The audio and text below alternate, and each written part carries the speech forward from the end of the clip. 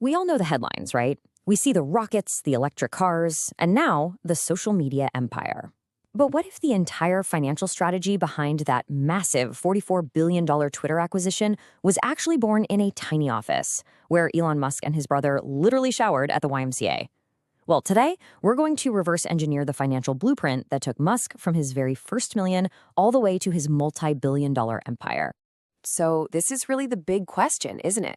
How does anyone evolve their financial strategy to leap from what was huge dot-com exit at the time to one of the largest tech acquisitions in history? This isn't just about getting richer over time. It's a masterclass in leverage, risk, and strategy. Let's dive in. You know, to really get the playbook, you just have to follow the money. It all kicks off with the sale of Zip2 back in 1999. That success plants the seed for PayPal. Then, the massive PayPal exit provides that initial, super high-risk capital for Tesla and SpaceX. And it's the absolutely astronomical valuation of those companies that makes a $44 billion deal for Twitter even possible. You see the pattern? Each exit is just the launchpad for the next, even more audacious mission. Okay, so here's our game plan. We'll start with the gritty beginnings, the first million.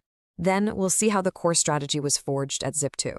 After that, we'll look at how it was scaled up and seriously stress-tested with Tesla, and finally, how it was completely mastered in the Twitter takeover. And at the end, we'll boil it all down into the essential Musk playbook. Every story has a beginning, right? And this one, well, it doesn't start in some fancy boardroom. It starts in a small office that also happened to be an apartment. Let's just forget about the billions for a second and go all the way back. Zip2 started with two brothers, a tiny bit of cash, and a completely relentless work ethic. I mean, they were all in.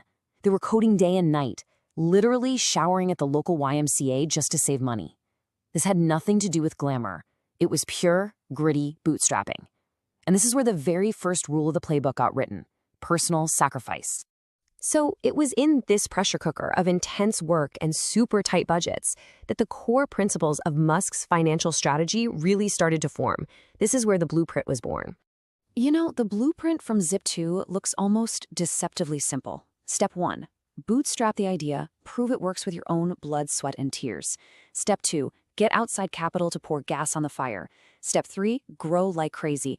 And the most critical step, number 4, engineer an exit. Not as the end of the story, but to fund the next, even bigger mission. This 4-step process, it's the foundation for everything that came after. But that second step, securing capital, man, it was a struggle. The Musk brothers got rejected by so many venture capitalists, but their persistence finally paid off with a $3 million investment, and that was a huge turning point for Zip2. It also came with a really hard lesson, though. When you take venture capital, you give up control. Musk was even pushed out as CEO for a time. That experience would completely change how he approached funding for all of his future companies. And here it is, the payoff. In 1999, Compaq swooped in and bought Zip2 for nearly $307 million. Now, in the middle of the dot-com boom, this was a massive, massive exit. It proved the blueprint worked, and it instantly made Musk a serious player in Silicon Valley. Musk's personal cut was $22 million. Now, for most of us, that's "I'm done, I'm retiring" money. For Musk, it was just the beginning. It was the seed capital for his next thing, an online bank called X.com, which, as you know, would eventually merge to become PayPal. And this is the first core tenet of his playbook. An exit is never the finish line. It's just the fuel for the next race. All right, now let's see how this blueprint had to evolve. With Tesla, Musk wasn't just building another software company. No, he was taking on the entire auto industry, one of the most capital-intensive, most brutal industries on the face of the planet. That simple 4-step plan from Zip2 was about to be pushed to its absolute breaking point. Just look at the massive jump in scale here. For Zip2, a single $3 million check was a total game changer. For Tesla, over $100 million in private funding was just the bare minimum to scrape by in its early years. I mean, we are talking about an exponential increase in the cash you need just to keep the lights on. And survival was never, ever a sure thing. Back in 2008, Tesla was constantly teetering on the edge of bankruptcy. This quote from Musk just shows you how close they were to complete and utter failure. That strategic investment from Daimler, it wasn't just another funding round. It was the lifeline that literally kept the company from drowning. And this really shows how much that secure capital step had to level up. Musk went all in, throwing in $70 million of his own money from the PayPal sale. He raised over $100 million from VCs. He got strategic partners like Daimler and Toyota on board. For cash, sure, but also for credibility. He even secured a crucial $465 million loan from the US government.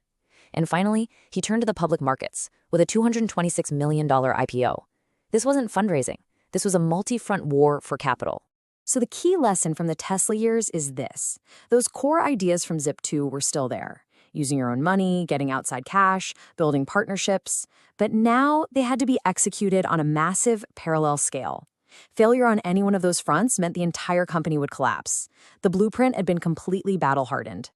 So, if Tesla was all about scaling the blueprint just to survive, the acquisition of Twitter was about mastering it to project immense financial power. This is the playbook in its final, most powerful form.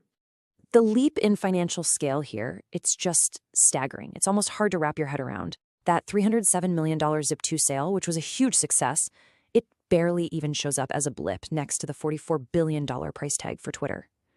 The strategy had evolved from building a company from the ground up to just buying a global digital town square outright. And this shows the most profound shift in the entire strategy. Back in the Zip2 days, a young Elon Musk was knocking on VC's doors, practically begging for money. For the Twitter deal, he was the money. He was the anchor investor. Decades of leveraging one exit into the next had transformed him from a capital seeker into a center of financial gravity. But even then, he didn't do it alone. That find partners step of the playbook evolved again. Instead of trying to win over a single VC firm, he put together a coalition of fellow billionaires like Larry Ellison, huge financial players like Binance, and even sovereign wealth funds. He wasn't asking for a lifeline anymore. He was inviting other titans to the table for a history-making deal. So, after walking through this whole journey from a shared office all the way to a $44 billion acquisition, what are the core principles we can pull out of all this? Let's distill it down into the final playbook. So here it is, the Musk playbook, boiled down to 4 key principles. Number 1, leverage every single exit. Use the cash from one wind to fuel the next, even bigger venture. 2, diversify your funding. As we saw with Tesla, you can never rely on a single source of capital. 3, use partnerships strategically. Allies don't just give you cash, they give you credibility and a path to survival. And finally, the one rule that powers everything else, go all in. Be willing to risk your own fortune to make the mission succeed. And that really brings us to today. With SpaceX, Tesla, and X all becoming more and more interconnected, it feels like the playbook is evolving again. From launching totally separate ventures to actually consolidating a massive tech empire. So it makes you wonder, what is the next chapter for this financial blueprint? And what even bigger mission is it going to be used to fund next?